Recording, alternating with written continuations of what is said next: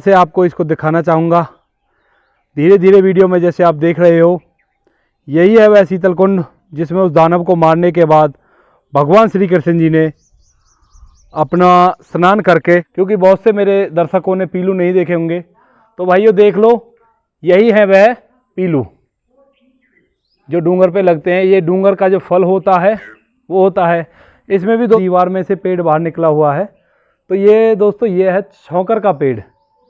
यही वो पेड़ है जिसके नीचे भगवान श्री कृष्ण जी ने, अंदर से भी आप देख सकते हो, यह पेड़ है। और जो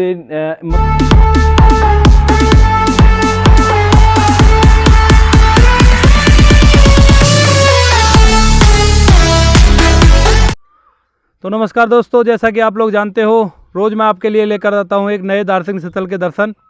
तो इसी यात्रा के दौरान हम लोग आ पहुंचे हैं कोटमन गांव, जो कि आपका दिल्ली मथुरा रोड पे जो यूपी बॉर्डर पड़ता है उससे थोड़ी आगे पड़ता है।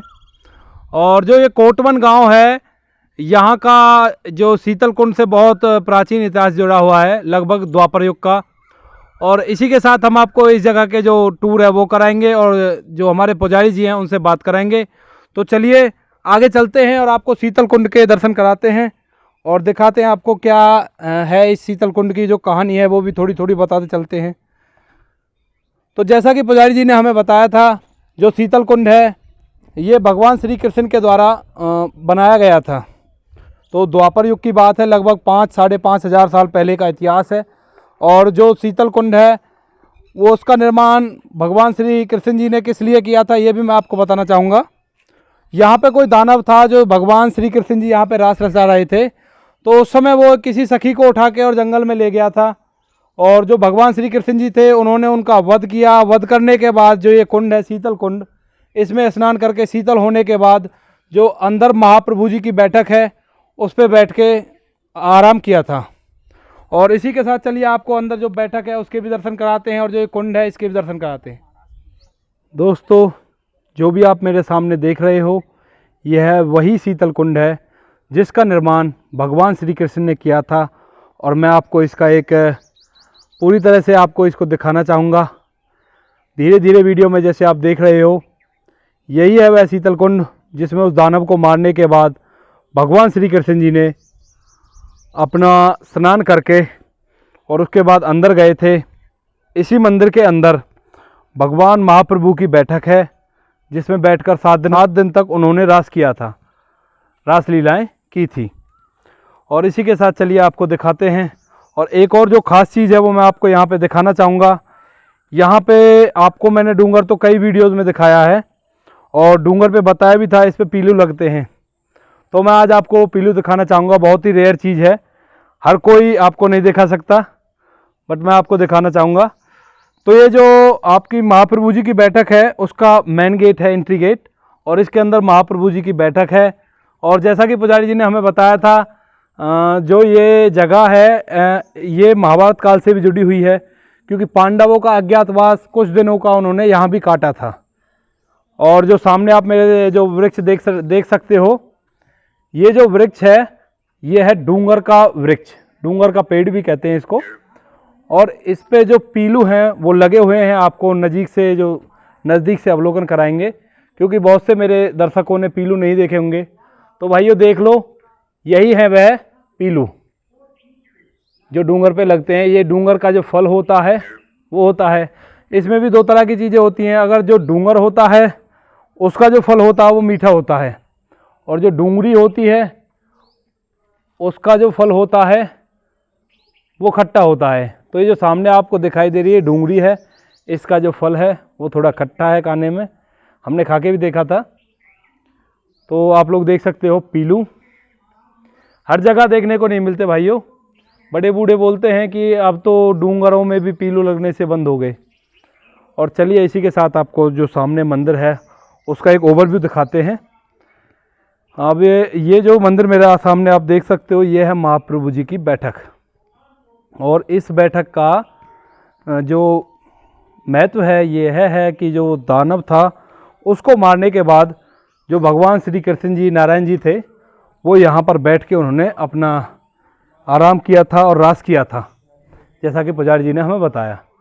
और आप लोग देख पा रहे होंगे दीवार में से पेड़ बाहर निकला हुआ है। तो ये दोस्तों ये है छौंकर का पेड़।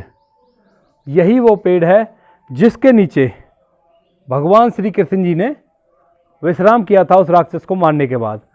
तो जैसा कि पुजारी जी ने हमें बताया कि ये जो निकला हुआ है इसको बताया जा रहा है राधा का प्रतीक।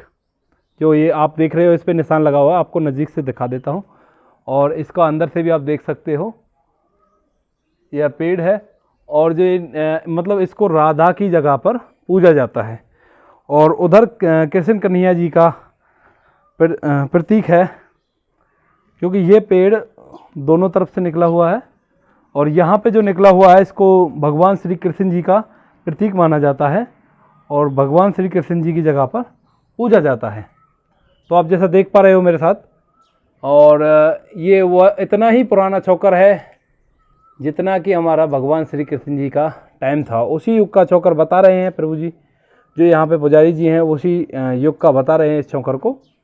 और इसी के साथ चलिए अब अंदर चलते हैं और जो पुजारी जी हैं उनसे थोड़ी बातें करेंगे इसके बारे में कि भगवान हमें बताओ क्या चीज़ है, क्या लीला थी, और वो डिटेल में इस लीला को बताएंगे। दोस्तों जैसा कि मैंने आपको बताया था, जो भीमराज पुजारी जी हैं जो यहाँ पे फिलहाल पूजा करते हैं प्रभु जी की, उनसे हम बातें करेंगे और इस जगह का प्राचीन जो इतिहास है उसके बारे में जानेंगे। तो सबसे पहले हम पुजारी जी का आशीर्वाद लेंगे। प्रणाम। तो पुजारी जी इस जगह के बारे में हमें बताइए, इस जगह का क्या महत्व है, क्या प्राचीन इतिहास है? ये भगवान श्री कृष्ण की क्रीड़ा स्थली है और इस गांव का नाम है कोटवन, तहसील छाता, जिला मथुरा। हमारा नाम है भीमराज पुजारी जी। ये जो वृक्ष है पांडवों के समय का है। राधा कृष्ण की जुगल जोड़ी, एक देह दो प्राण, और ऊपर गिरिराज बाबा विराजमान है और नीचे ठाकुर जी ने यहाँ पर 7 दिन तक महाराज किया और 7 दिन तक भागवत कथा की। अच्छा। यहाँ पर ब्रज में जो 12 वन हैं उनमें से एक वन कोटवन है। यहाँ पर 7 दिन तक महाराज हो रहा था, जिसके अंदर से शंखचूर नाम का दानव सखी को लेकर के वन के अंदर चला गया। जो ब्रज में 12 वन उनमें से एक वन कोटवन है। तो ठाकुर जी ने ऐसे कोट खींच के रोका, लाइन रेखा सीमा बाउंड्री खींच के रोका, जैसे लक्ष्मण रेखा खींची थी, रोक करके उसका वध किया, सखी को मुक्त कराया और मस्तक से मणि को निकाला और मणि को बाहर शीतल कुंड में पधरा दिया। अच्छा। सभी ब्रजवासी ग्वाल वालों को, यशोदा नंद बाबा को, सबको महाराज के दर्शन कराए और शीतल कुंड में शीतल कराया, स्नान कराया और ठाकुर जी स्वयं भी शीतल हुए। तो ग्वाल वाल बोले भगवान बड़ा शीतल जल है। ठाकुर जी बोले तभी तो इसका नाम शीतल कुंड है। इसमें 3 धारा है, कृष्ण कुंड, राधा कुंड और शीतल कुंड।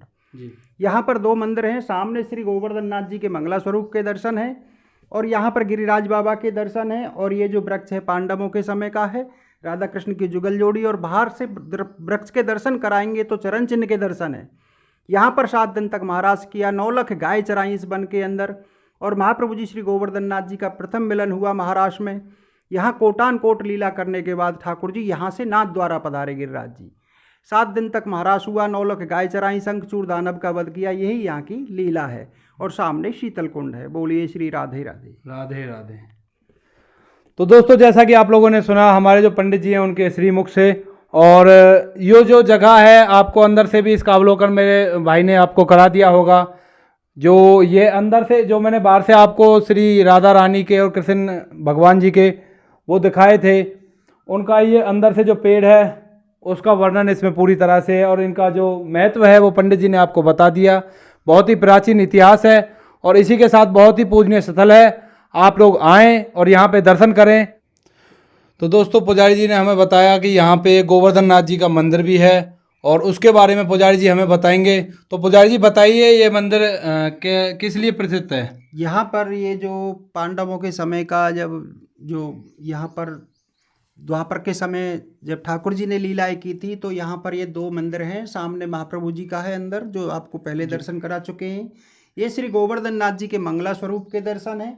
और जो यहाँ 7 दिन तक महाराज हुआ था, उस महाराज में महाप्रभु श्री गोवर्धन नाथ जी के प्रथम मिलन के दर्शन है जी। यहाँ पर ठाकुर जी ने 7 दिन तक महाराज किया, 9 लाख गाय चराई, शंखचूर दानव का वध किया। और जब इंद्रदेव ने 7 दिन तक बरसात की थी तो ब्रजमंडल जल में डूबने को जा रहा था, तो श्री गोवर्धन नाथ जी ने ऐसे ब्रजमंडल को एक उंगली पर उठा के रखा। उस समय के मंगला स्वरूप के दर्शन है ये। और ये लास्ट में ठाकुर जी का शयन सैया है। अच्छा जी। इस वन के अंदर 9 लाख गाय चराई, कोटान कोट लीलाएं की, शीतल कुंड में शीतल हुए, तब इस जगह का कुंड का नाम शीतल कुंड पड़ा। उसमें 3 धारा हैं, कृष्ण कुंड, राधा कुंड और यहाँ पर शीतल कुंड।